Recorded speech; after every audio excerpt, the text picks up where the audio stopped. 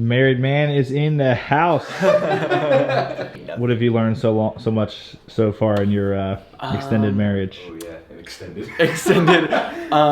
Breakfast in bed. What are Communication. Communication. And that's like that's not the number one thing everyone tells you. Mm-hmm. But then like you actually live with somebody and you're like, okay, yeah, you have to talk about like every single little thing. The new response you're gonna want to get when people ask you like, hey, can you go do this on this day? You want to ask them, or say you want to tell them, let me talk to my wife. That also works every time, because then when you can't do something and you don't, it's just because you don't want to, you just say, my wife just didn't do it. I have used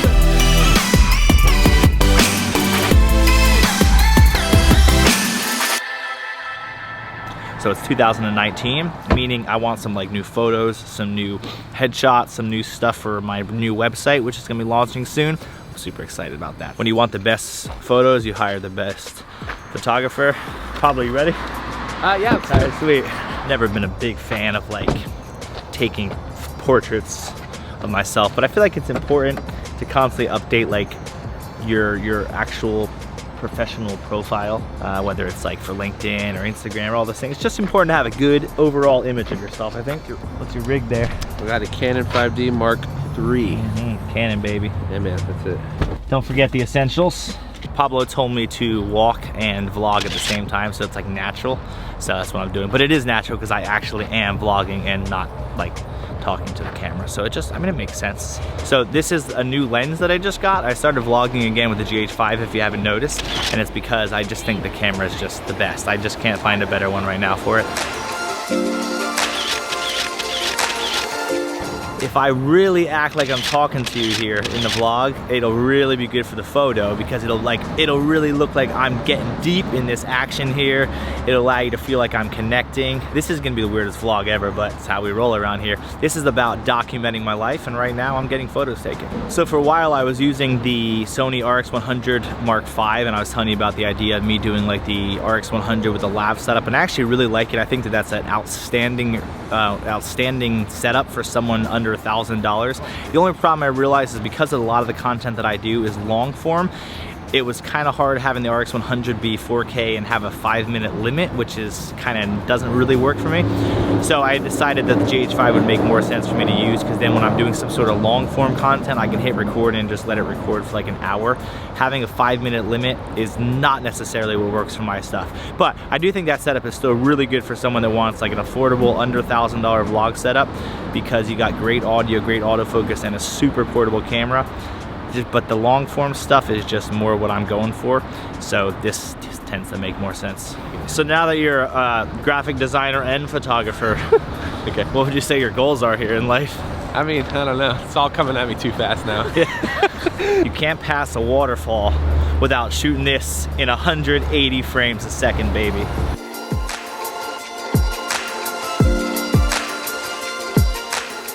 So this right here is the 7.5mm lens. It's such a baby. I actually didn't choose to actually purchase this lens as a standalone, but I bought another GH5 recently, my 4th one, and it actually came with this lens from someone that was selling it used, which was awesome to me because I wanted another wide angle just for possibly vlogging, and sometimes I want some super wide angle stuff, but I didn't want to buy another one because I don't use it that much. So I essentially got it for free with the camera, which is awesome because I think it's like a $500 lens. Really good lens for vlogging because it is so wide and because it's very, very small and light. But just like the other Olympuses that I've talked about in the past, it's kind of weird because it's so small that when you're trying to manually focus and it's on the camera, it's just really unnatural because of just how small it is. But here's what I did for the focus. You can see right here, there's a little notch that I made. So anytime I literally just turn it toward my face, I just jump to that notch and I hold it at the same distance. Then I just go away from it when I want to go to a different focal length, or I go to infinity focus. It's super wide, so it's easy to get everything in focus. And then here's the lens on the camera, literally from the exact same position I was just talking to on the other camera. It's so wide. But what's nice about this lens is when you are talking to the camera like this, you are literally, like, I'm so close to this lens, I don't know if you can actually even tell, and you're able to just get really, really pristine sounding audio, which to me, as I've said before, is pretty important. Mindy's working on some new graphics here for the New website coming soon. Pablo shot there. Oh yeah.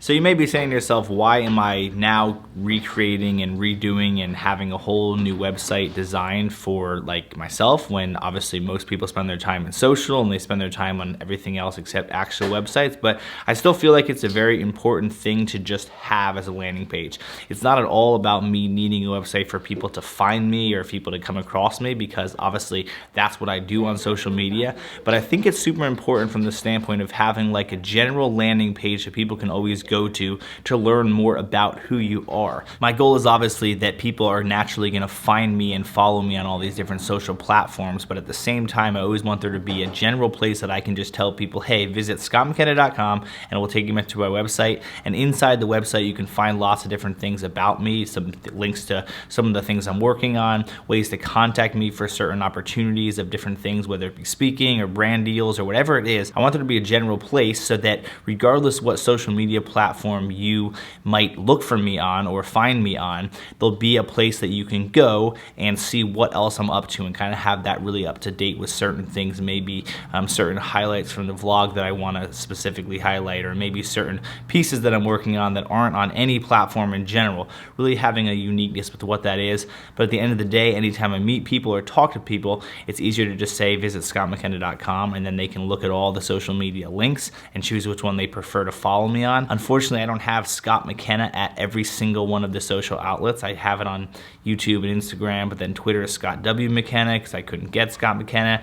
And that's kind of this non-stop process that always happens with new social media when it comes along. You don't always get certain usernames. I want there to be a standalone place that you can contact me, learn more about what I'm up to, and follow me on there, and even have unique things to just the website, because no, there's not as many people that visit a website as much as they used to, and that's probably going to continue to decrease. But I still do think it's important at the end of the day to have kind of a nice website that represents who you are, because for the people that want to visit your website or want to know more about you, it's not always easy to say read my bio and Instagram to learn all about me.